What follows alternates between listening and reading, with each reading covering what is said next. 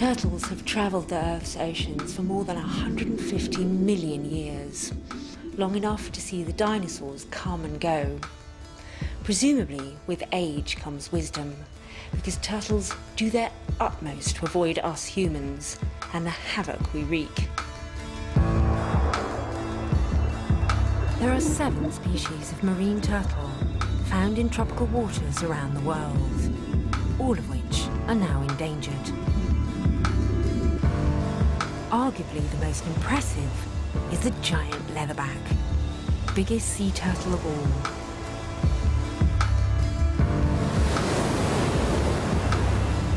The leatherback is the largest living reptile on Earth, an unpretentious creature that spends most of its life roaming alone across the open oceans, an epic voyager that's almost always on the move. Young leatherbacks are capable of consuming their own body weight of food every day and travel thousands of miles each year in search of jellyfish. Unlike other turtles, which have hard, armoured shells, leatherbacks have a leathery carapace, which enables them to dive to extreme depths. They've been known to dive as deep as a mile, enduring pressures that hard-shell turtles would find impossible to withstand. The male of the species never surface on land at all, and on the rare occasions the females deign to emerge, it's not to engage with humans, but to lay their eggs. They're also pretty selective about their breeding grounds and tend to opt for the most remote and exotic beaches they can find.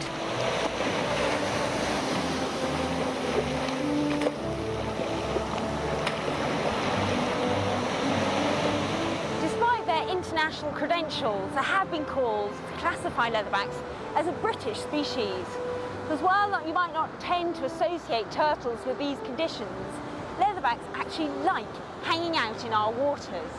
In fact, the largest leatherback ever recorded was found here on a small beach in Wales, some 4,500 miles away from its birthplace in the West Indies.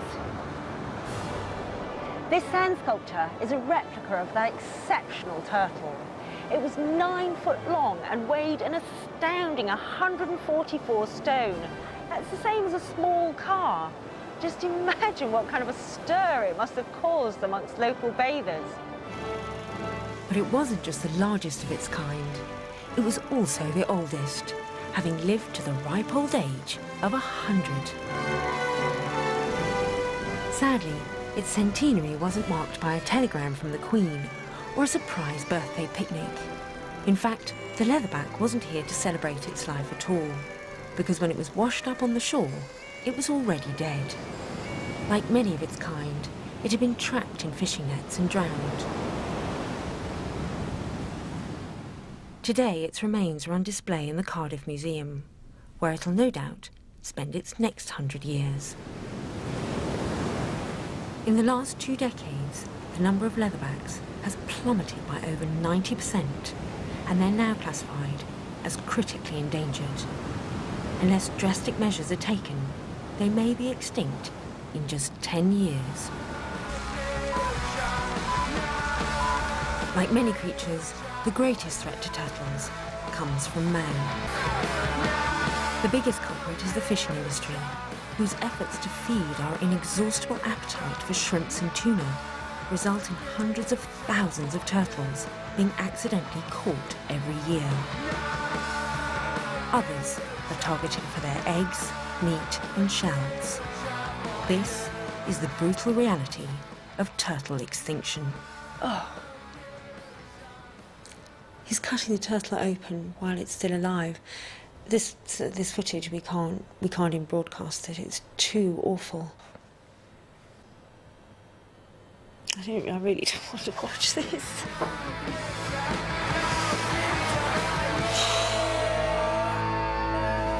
No more of that, thank you. That's enough. The outlook for turtles appears bleak, but there are some signs of hope.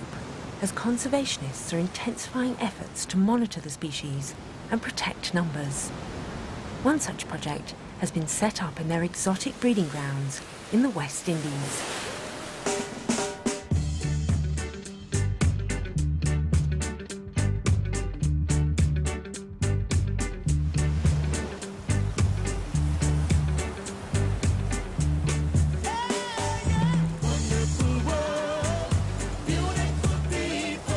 The warm climate and calm waters of the Caribbean make Barbados an alluring destination for increasing plane loads of tourists. But holidaymakers aren't alone in appreciating these surroundings. Every year, hundreds of turtles migrate here too to feed on the sponges. So I'm heading out to sea to find them. My guide is Barry Kruger, a researcher working on the Barbados Sea Turtle Project. Barry spent 8 years studying hawksbill turtles who feed on the sponges near the reef. Monitoring turtles out at sea provides the only opportunity to collect data from males and adolescent females. So which ones are we likely to see here today? Even though we have small numbers of leatherbacks here, leatherbacks don't stay near shore in between their nesting cycles, so you're very, very unlikely to ever see them near shore. But we're going to be visiting the foraging grounds for hawksbill turtles, so they feed on the reef, feed on sponges, so we should see plenty of those today. So when we get into the water to find our turtle, what are we going to do when we have found a turtle? Well, the aim, if we see a turtle, is to try and catch it, and we usually come up behind them and try and grab a rear flipper and pull them into our body, grab the front of the shell and then get their front flippers under control. And if we can do that, then literally you can almost tuck them under your arm and have a safe ascent to the surface. The purpose of catching the turtles is to fit them with tags so that researchers can identify them in future. To aid the dive, our face masks have been specially fitted with microphones to allow us to communicate underwater and increase our chances of catching a turtle.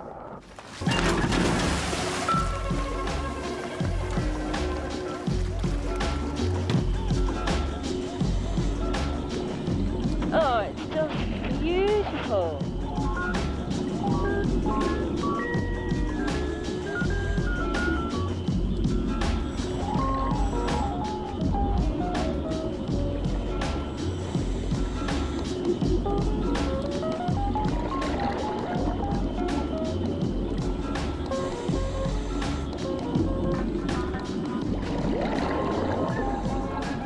We're on the Bright Ledge, one of the reefs off the west coast of Barbados. One of the reasons this site has more hawksbills than most other sites, there's a lot of sponges here. How easy is it to catch the turtles? When we see a turtle, we usually try and grab a rear flipper. Seems like the girls have seen a turtle. Charlotte, if you stay here, I'll go and help them see if they catch it.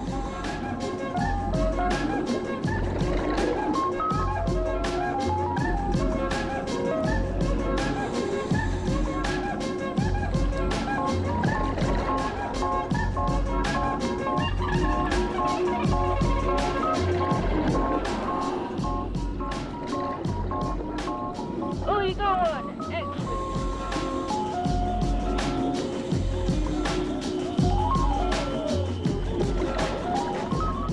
Once the hawksbills are caught, they're taken on board where they can be tagged.